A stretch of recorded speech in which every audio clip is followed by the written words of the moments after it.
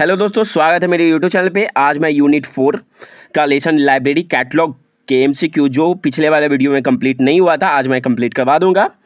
359 आज का पहला क्वेश्चन है स्क्रीन पे। मार्क वन को कब लॉन्च किया गया था? मार्क वन को कब लॉन्च किया गया था? इसका आंसर आप कमेंट में कर सकते हैं तो कर लीजिए। इसका आंसर मैं बता रहा हूँ 1966 में, 1966 में हुआ था मार्क वन का स्थापना, लॉन्च हुआ था।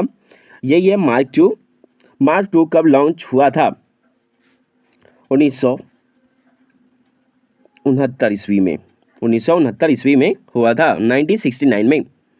ये दोनों इंपॉर्टेंट है, मार्क वन और मार्क टू, क्योंकि एग्जाम में हमेशा ये पूछता है, तो आप ये क्वेश्चन को याद रखिएगा मार्क वन के बारे में। और इसका फुल फॉर्म जो बच्चे जानते हैं वो जरूर कमेंट में करके बताएं। फुल फॉर्म इंपॉर्टेंट है। मार्क 21 का उद्भव किस वर्ष हुआ था? इसका आंसर होगा 1999 में, 1999 ईस्वी में हुआ था, 1999 में हुआ था। और इम्पॉर्टेंट है कि मार्क 21 का निर्माण इन दोनों से मिल के हुआ है। चलिए मैं बता देता हूँ। यूएस मार्क और कैन मार्क से मिलकर मार्क 21 का स्थापना हुआ था, निर्माण हुआ था। ठीक है, याद रखिएगा मार्क 1 कब आया, मार्क 2 कब आया और मार्क 21 कब आया, क्योंकि एग्जाम और इंटरव्यू दोनों में पूछता है। चलिए आज का 363 क्वेश्चन, 1000 क्वेश्चन मैं कंप्लीट करवाने का उद्देश्य लिया हूं, मैं पूरा कर दूंगा। अब मार्क 21 को अनुरक्षित किया गया है। इसका आंसर होगा डी, लाइब्रेरी ऑफ कांग्रेस और कनाडियन राष्ट्रीय पुस्तकालय द्वारा। ठीक है, आगे बढ़ते हैं। सीसीएफ के प्रथम संस्करण का प्रकाशन किस वर्ष किया गया था? इसका आंसर होगा 1984 में, 1984 ईस्वी में। और वही है कि द्वितीय संस्करण का प्रकाशन किस वर्ष हुआ था? सीसीएफ का द्वितीय प्रकाशन किस वर्ष हुआ था? तो इसका आंसर होगा 1988 में, 4 साल बाद हुआ था, 1988 में। वो हुआ था 1984 में, ये हुआ 1988 में। चलिए क्वेश्चन को ध्यान से देखते रहिएगा। नेक्स्ट क्वेश्चन, सीसीएफ अभिलेख संरचना प्रारूप किस मानक का विशेष कार्यान्वयन है? इसका आंसर होगा ISO 2709। इंपॉर्टेंट है, ये क्वेश्चन आपको कहीं नहीं मिलने वाला है जो मैं आपको बता रहा हूँ। ISO 2709 याद रखिएगा, क्योंकि ये एग्जाम में पूछा है। जितना भी मैं करवा रहा हूँ सब प्रीवियस ईयर क्वेश्चन है, क्योंकि पढ़ने से ज़्यादा प्रीवियस ईयर इंपॉर्टेंट है। 1900 आज का नेक्स्ट क्वेश्चन 367।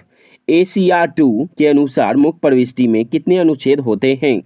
कितने अनुच्छेद होते हैं? इसका आंसर होगा 8 अनुच्छेद होते हैं, 8 अनुच्छेद होते हैं। आगे बढ़ते हैं। CC के अनुसार मुख्य प्रविष्टि के कितने अनुच्छेद होते हैं? देखिएगा ACR 2 के अनुसार कितने अनुच्छेद थे और CC के अनुसार, इसका आंसर होगा 6 अनुच्छेद होते हैं। ACR 2 के अनुसार कितने थे? 8 थे, इसमें थे 6। याद रखिएगा क्वेश्चन को। ACR 2 के शीर्ष भाग हेतु किस पद का चयन किया जाता है?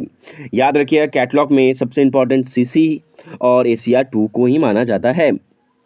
कोई नहीं, आज का नेक्स्ट क्वेश्चन, इसका आंसर होगा सहकारक संस्था, कॉर्पोरेट बॉडी या टाइटल आख्या। इसका आंसर होगा। चलिए आगे बढ़ते हैं। आज का नेक्स्ट क्वेश्चन, शीर्षक CC में शीर्ष भाग हेतु किस पद का चयन किया जाता है? 370 क्वेश्चन, आंसर इसका होगा कॉल नंबर का। इंपॉर्टेंट ACR 2 ये सब आप कार्ड बनाएंगे तो इंपॉर्टेंट है। चलिए आते हैं। आज का ISBD का निर्माण किस संस्था द्वारा के सहयोग से हुआ था? इंपॉर्टेंट है, एक ISBN नंबर है और ये ISBD है। इसका निर्माण और उसका निर्माण दोनों में बहुत ही डिफरेंट वाला है। तो इसका आंसर होगा इफ्ला द्वारा हुआ है, इफ्ला द्वारा। इफ्ला का स्थापना कब हुआ था आप लोगों को पता है? 1927 ईस्वी में इफ्ला बना था। इसका फुल फॉर्म बताइएगा इफ्ला का, जो बच्चे जानते हैं कमेंट में करके। मार्क परियोजना का शुरुआत किस संस्था के सहयोग से हुआ था? इसका आंसर बताइएगा बच्चे लोग, मैं बता देता हूँ। इसका भी आंसर होगा इफ्ला, इसका भी आंसर होगा इफ्ला द्वारा। ठीक है, आगे बढ़ते हैं। जैसे कि मैंने आपको बताया था ISBD अलग है, ISBN नंबर अलग है, तो इसका फुल फॉर्म ही पूछ रहा है। तो आप जो बच्चे जानते हैं वो बता दें, नहीं तो मैं बताने की, चलिए मैं बता रहा हूँ। इसका आंसर होगा international standard book number. International standard book number, याद रखिएगा ये सब क्वेश्चन इंपॉर्टेंट है, क्योंकि ये सब आपको क्वेश्चन नहीं आएगा तो फिर कौन आएगा। चलिए नेक्स्ट क्वेश्चन, ISBN नंबर कितने अंकों का होता है? देखिएगा इसमें दो अंतर है। पहले होता था 10 डिजिट का, 10 अंकों का होता था, अब लेकिन 13 अंकों का होने लगा है। कब होने लगा? 1 जनवरी 2007 ईस्वी से 13 नंबर का अंकों का होने लगा है। आप लोग पूछिएगा कि ISBN नंबर कोई बच्चे नहीं जानते हैं, तो याद रखिएगा कोई भी बुक लीजिएगा तो उसमें से आगे वाले पेज में, तो उसमें देखिएगा कितने अंकों का हो तो 13 नंबर गिन लीजिएगा, नया जो 2007 के बाद होता हो। देखिए जैसे क्वेश्चन है, पूर्व में ISBN नंबर कितने अंकों का होता था? पहले 2007 के पहले होता था 10 अंकों का होता था, अब होता है 13 अंकों का। ध्यान से क्वेश्चन पढ़ के कीजिएगा। जैसे कि ये इसका आंसर आ गया, ISBN नंबर 10 अंकों से 13 अंकों का किस वर्ष किया गया? इसका आंसर बताइएगा बच्चे लोग। इसका आंसर होगा 1 जनवरी 2007 को। इंपॉर्टेंट है ये सब अंक। ISBN नंबर ISS, ओहो इंपॉर्टेंट है, एक IS ध्यान रखिएगा। देखिए ये है ISBD है, एक है ISSN है, ठीक है। तो आप इस बच्चे को ध्यान रखिएगा क्वेश्चन को। इसका आंसर होगा 8 अंकों का होता है। इसका आंसर होगा 8 अंकों का होता है। इसका फुल फॉर्म बताइएगा, ISSN का पूरा फुल फॉर्म। जो बच्चे जानते हैं वो कमेंट में करके जरूर बताएं। चलिए मैं इसका आंसर बताने वाला हूँ।